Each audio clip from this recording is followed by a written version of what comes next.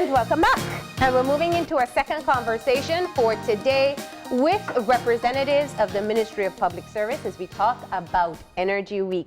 We have with us on set Geon Hanson, who is an energy officer with the Ministry of Public Service, Energy and Public Utilities, and Deon Kelly, who's also an energy officer with the very same ministry. Yes. Good morning and welcome, and thank you for being here. Good morning. Thank you for having us. Energy Week. That means you're going to bring a lot of energy to the set right now, right? Definitely. Hopefully more than just was here. Yeah, that's a tough one to top, but we definitely, I want to talk about the commemoration of this particular week and what the objective of it is. Okay, for Energy Week, the biggest thing is for us to address the issue of awareness on energy matters. Okay. So within the country, we want to engage different stakeholders, both public and governmental, in the discussion and exchange of ideas of energy-related issues. Is there a theme being used to celebrate energy? Yes, it's rethinking energy, shaping a resilient community. When we say rethinking energy, we're talking about renewable energy, RE. So I'm trying to push to being more energy efficient and using renewable energy resources. Okay. We had a conversation last week, I think, looking at energy efficiency and the building codes, and there was this, I'm sure you were probably there or privy to what came out of it, and talking about considering being energy efficient from your planning phase. In Belize, I think there are two things. One, we want to be energy efficient, but sometimes it seems a bit too expensive. If we take the simple fact of switching to LED bulbs, you may be doing some of it, but it costs more. How do you sensitize people as to the benefits of doing a preliminary investment for a long-term savings? The way we approach this from the energy unit standpoint is that we know awareness is a big issue. Yeah. We have held trainings for energy auditors.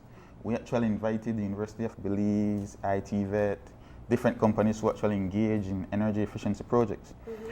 We also partner with the DFC. I believe it has been widely publicized, the green loan that they have at 6%. So what we basically do, we look at it and say, we have to set awareness. We're also working on standards and labels, which is falling under the REEBC, which was held last week here. And we believe that once we engage more stakeholders, as people who actually see it as a business, we can actually get out there and set the awareness standards. Okay. And in educating people during Energy Week, who's your target audience? Who do you feel need to be the primary people to be converted? I believe it's across the board. Yeah. We want to go from the students who will be the future of Belize and right up to the older people of Belize. Problem is that a lot of people tend to stray away from the topics or the importance of energy to our country. We take it for granted. We have electricity, but a lot of people don't really understand what goes on behind the scenes. How is it produced? How is it delivered? How is this energy used efficiently? So we're trying to target everyone to open their eyes on energy-related matters. Do you get the impression from members of the public that perhaps the term renewable energy and that drive towards renewable energy may simply be sort of like a buzzword that is going around right now? Just like going green and being sustainable and that sort of stuff. Some people look at it as, it's just a catch term for right now. Do you see the public looking at it that way, or is it an actual drive or a motivation towards going green and being sustainable and using renewable energy? Well, we have seen in the markets, if you look at it from that standpoint, where distributors are already promoting their LED lights, they're promoting their inverter ACs, they're promoting their inverter refrigerators. Renewable energy companies are actually engaged in our fairs, they're engaged in the DFC fair. So we do see people engaging with it slowly, and it's all about confidence. If you have confidence in a product, you will buy it, you will invest in it. And like for us, we just inaugurated a smart solar grid in La Gracia. When we initially engaged with the villagers, some of them were skeptical because some of them have been living there in that village for 30 years without electricity. So they were like, okay, sure, when you bring electricity, I'll be happy. So we actually inaugurated that system in May of this year. We're actually gathering data right now to see how the system works, what kinks we need to work out of the system to see how we can actually reproduce it. Because the true story behind it is almost 40 villages in Belize don't have access to electricity. And this is the pilot project. It's a smart grid. It's a prepaid system. So it's the first of a kind in Belize. How does that work in the context of perhaps existing legislature or an understanding, if I may, with Belize Electricity Limited as the energy provider? I know it's almost as if though you can't go off the grid if you're in a residential, commercial area such as Belize City, you would have to have either special permit or what have you to be able to set up a solar panel. How does that work in terms of these 40 villages you speak of? Okay, well, I'm glad you brought that up. As we work very closely with BEL, because actually they have the mandate to electrify the country.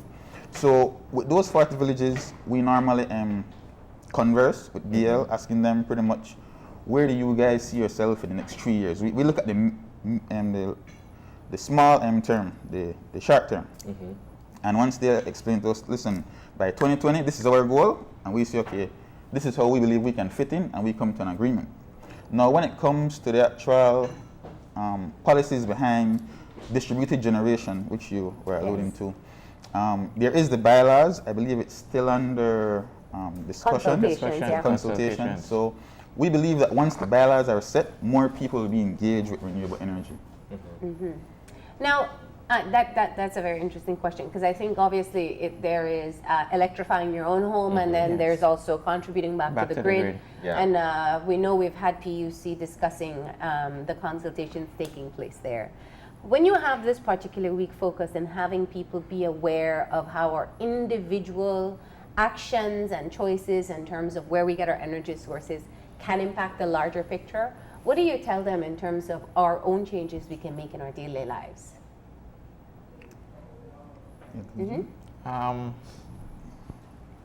Like we say, it starts from the home, Yeah. from yourself. So there is these providers, there is these big companies, but if there's no motivation or drive from the individual themselves, then there'll be no success in us changing to a sustainable energy pathway. Yeah. So the goal is for us to help to motivate these individuals and for them to see the benefits not only for themselves but on a whole. Yeah. It's a tricky situation in the sense that while yes, being more energy efficient and taking into consideration all these other things may be better for us in the long term, essentially what you're asking us is to make a rather expensive investment now to be able to enjoy the benefits of cost effectiveness and efficiency down the road. And when you look at the economic situation, people always look at that as the primary factor why it's easier for them to remain with what they have now, as opposed to saying, you know what, I'll plunk down $15,000 in energy panels now so that down the road I don't have to worry about PABL. Maybe I could just help give back and make money off of it. It's difficult when you look at it from that point of view. We're addressing that issue currently at this moment. One of the activities for Energy Week or Energy Month this month is that we have a bulb exchange program that we're doing in Dangrega.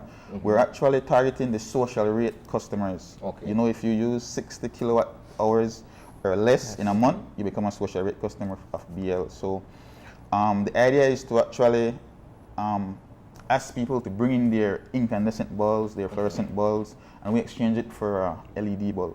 Oh, nice. Yes. And for free? For it's free. just an exchange? Just an exchange. But you have to be in the social, yes, you must be in the social bracket. Yes. Wow, so that their electricity bill would go even lower. Yeah, it should. Is there a limit as to how many lights they can bring in? Right now we're thinking around 2 to 3. 2 to 3 lights per home. And we should roll it out next year in Belize City.